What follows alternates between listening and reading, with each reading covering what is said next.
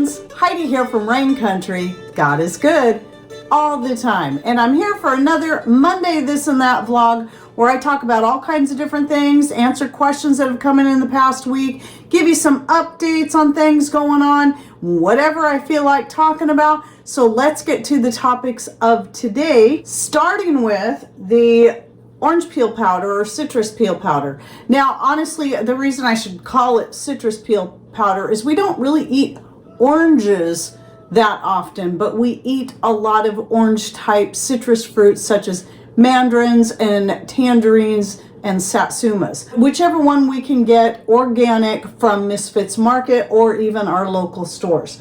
So the nice thing about those is most of those typically have a thinner peel. So here's a dried one here of one of those. You can see how thin that is. The pith has not been removed.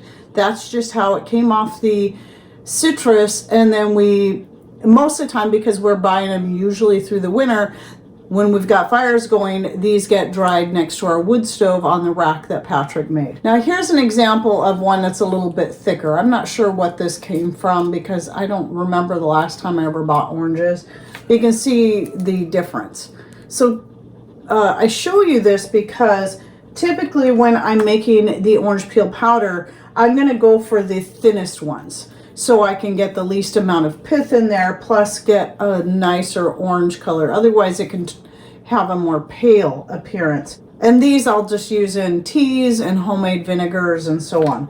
So I have a video that's a couple of years old on the many uses of orange peels, and that would include pretty much any of those things that are in the orange family of the citrus. Lemon peels you can do something very similar with.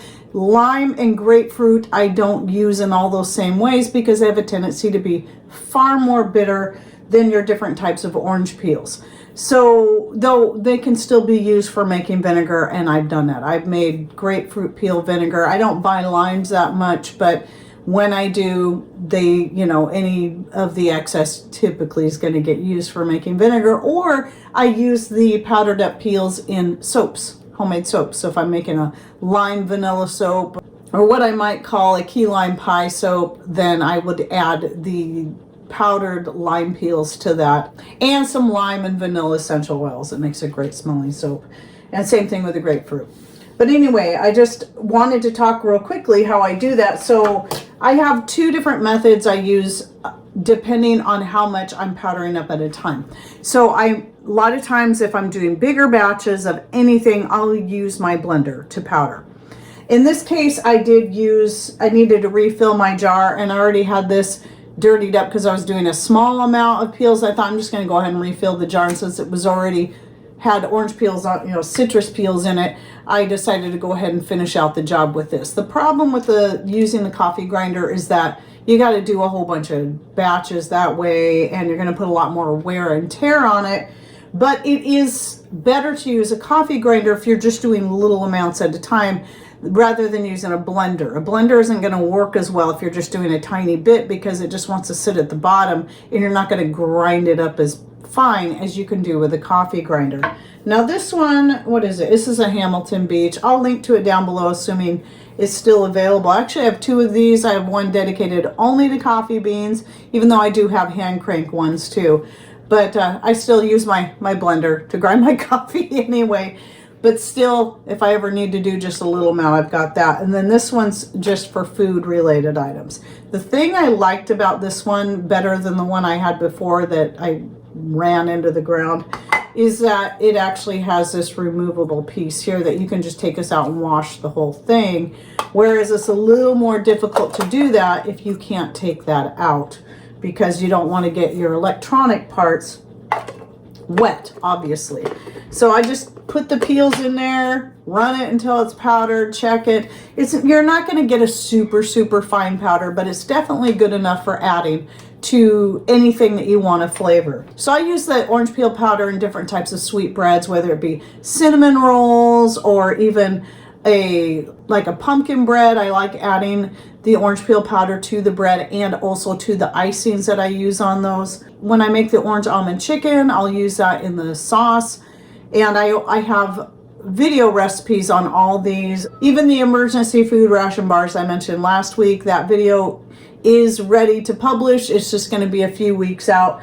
But you can use your orange peel powder in so many things. You can just even add it to your teas. In fact, one of the things I just did with it, which was why I had to get a bunch more made up, was I made another batch of my spice blend, and I like adding the peels to that, the peel powder, and that's something I'll sprinkle in my coffee in the morning. It adds a kick to it and a little more flavor. I don't use creamers or sweeteners in my coffee. I typically like it black, but sometimes I really like some spice in there.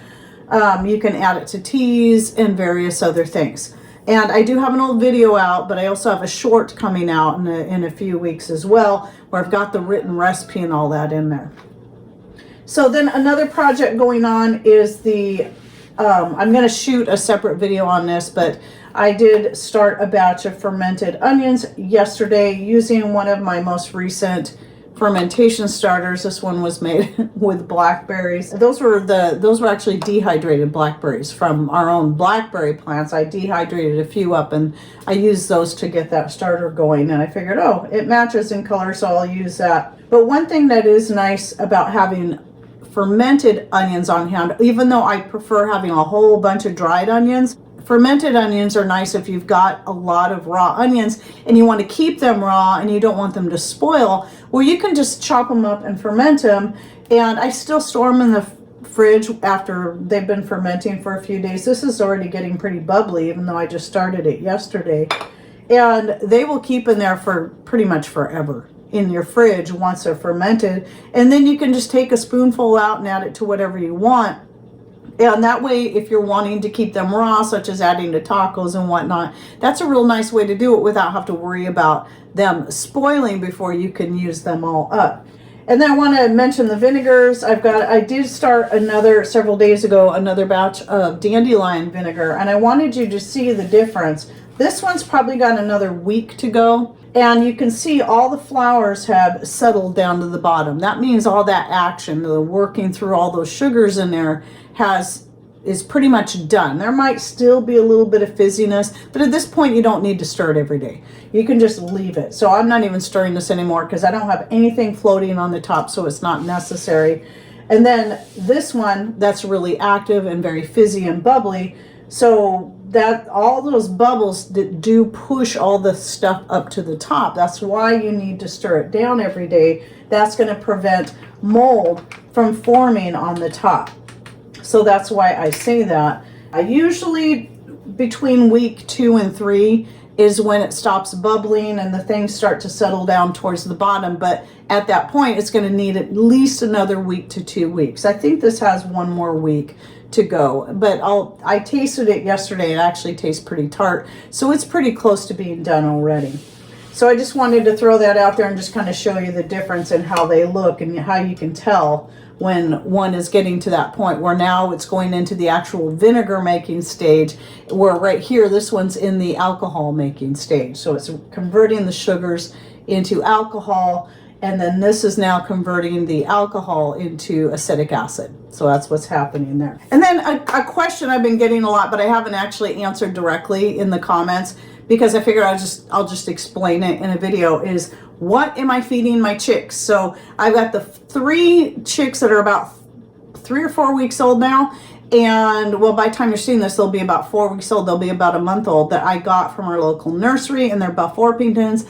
Then we have our own chicks that we hatched out that will be, by the time this video publishes, because I shoot this on the Thursday before the Monday that it publishes, they will be 2 weeks old. I don't buy chick starter. I personally think it's a waste of money and silly. I think it's kind of a scam, like so many other things. You don't need to buy chick starter. Think about how when a mama hen is raising her chicks, the chicks are eating whatever she eats. And so I do have chicken feed on hand, and I happen to have some that's already in a crumbled form, and it's crumbled up pretty small. And so it is an organic, non-GMO feed that is not certified by the FDA and the USDA. So we were able to get it for a lot less because they didn't have to pay for all those certification fees. And I've explained this before, that A lot of times when it comes to organic and non-GMO things, the reason organic is more expensive is that the companies that do that have to pay pretty big fees to the USDA to get their certification and to keep it.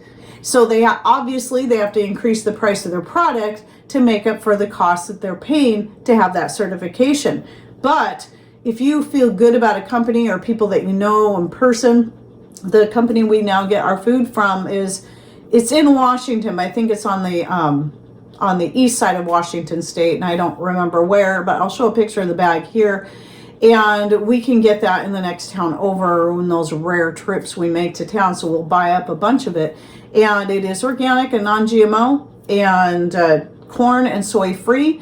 And so that's what I give them. The other thing I'm doing that they absolutely love is every day I scramble up 2 eggs from our own chickens and cut them up as small as I can. And then throughout the day, I'll take a handful out and then give it to them, and they get so excited. They just go ballistic even when they hear me coming into the room now. They hear my voice and they get all excited and start running to the little window I made. So here's a clip right here of them. I held the eggs out in front of the glass. They start pecking on, it's not glass, it's plexiglass. They start pecking on that, and then I just sprinkle it in on the top, and they just go ballistic. They love those eggs. They get so excited every time I walk in the room with those eggs. So feeding scrambled eggs to chickens, older chickens, young chickens, is a great option, especially with those chicks. And if people think that sounds that weird, well, just think, before a chick hatches out, the last thing it does is absorb the yolk into its body, and that's what it lives off for the first 2 days of its life. It actually is feeding off the yolk that was inside that egg. So yeah, that's what they eat. That's the first thing they eat when they're before they're even hatched out. And then another question I wanted to address is, I get this one a lot. People say, why would you want to collect rainwater? Why collect rainwater? It's toxic. It has chemtrails in it, blah, blah, blah, blah, blah. Well, there's 2 things. One is assuming that any water source is going to be free of that, because your city water, it comes from the water that falls from the sky, or that they can get from underground, or both. If you have well water, well, what feeds that well water? The creeks, the streams, all that water goes down into the earth. Now, yes, the layers of dirt, sand, and whatnot do help filter the water out to get it cleaner, but how do you know you're getting it all out? Now, we do filter our water. We don't drink the water straight from off the roof. Of course not. It's going to have bird poop and all kinds of pollens and dirt and dust from the roads and whatever else gets collected on the roof. So obviously, we filter it out.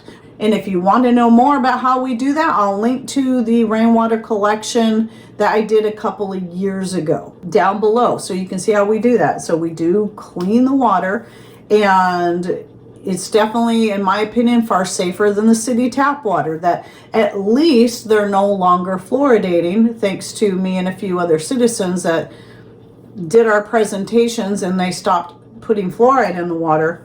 But it was years of me fighting this issue.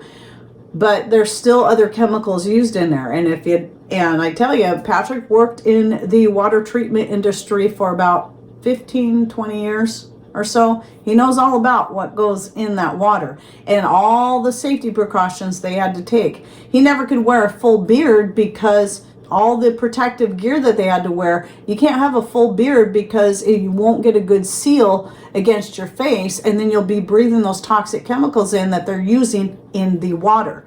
So I think it's funny when people ask me that, because it's like, do they really think any other water is going to be any more safe?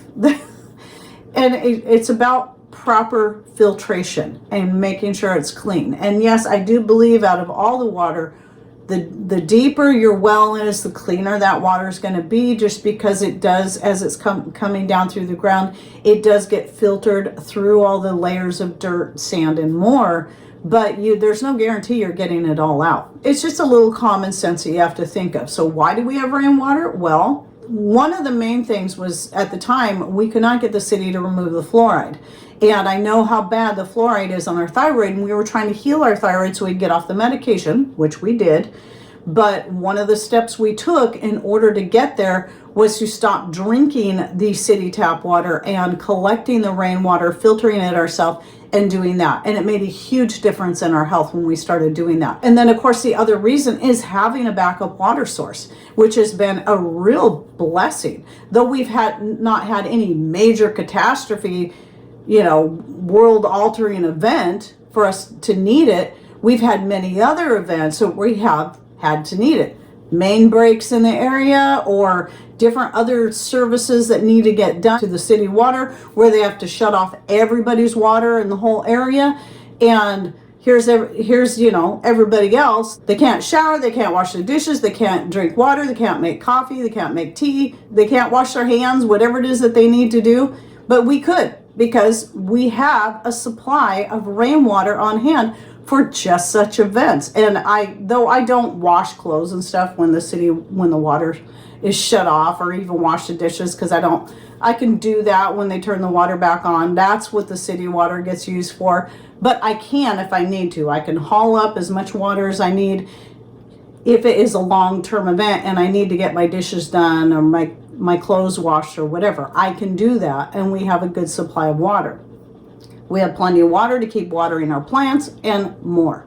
So that's part of our being prepared for whatever life throws our way. I don't know how many times it's been that the water has been shut off in our area, but it was no big deal because we had plenty, and we had plenty already filtered, because I keep about 30 jugs, 1-gallon jugs of water that I filtered and I store in the house, and then I rotate it out every single day. So anyway, yes, if you want to see more, learn more about that, please check out that video. I'll link to in the description box down below. One more thing I want to say about that is that there's so much fear mongering going on. And I know, because I was deep into that back in 2010 to 2012. I was getting caught up in everything. And I'm not saying none of it's true, because yes, a lot of it is true. A lot of it is documented. A lot of it has been proven. It's more than just a theory. It is a fact.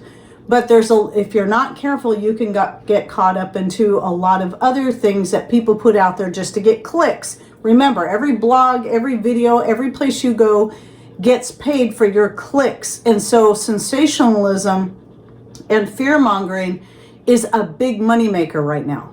And this is one of the reasons why I think my channel has just been one of the many reasons why my channel just keeps getting throttled back, because I'm not talking about all these scary things going on. But that's not what my channel is about. I've shared this before. The thing is, what good is it going to do to live in fear? You can live in fear of all the water there is out there when you realize, oh, no water is ever safe, or no food is safe. But what's your option? You stop drinking water and you stop eating? Then what? You die from thirst and hunger? Or you die from a heart attack because you're constantly in a state of fear of everything. How do you counteract it? You just do the best you can with what you have, and just, and you keep living your life and try to be as healthy as you can. And of course, if you're a believer, you got to just put your faith in God, because living in fear of everything like that, that's not where He wants us. He wants us to just trust Him. Obviously take care of ourselves, but we just need to trust. And we can't, if we're constantly living in fear, that's going to destroy us. It takes a massive toll on your health. So that is another reason why I don't focus on all of that stuff. There's plenty enough voices out there sharing all that stuff. It's good to know the basics of what's going on, because I think it helps us kind of remind us, okay, why are we doing the things that we're doing? But to steep ourselves in it 24/7 is not healthy. So I stopped doing that years ago when I saw the toll it was taking on my emotional health, my mental health, my physical health. I had to just stop. I had to just get myself away from it and just kind of learn a little bit here and there, just to keep tabs on what's happening in the world, at least on some level, but focus on what I need to focus on to get ourselves in a better position and to be more healthy for the sake of us and for our family.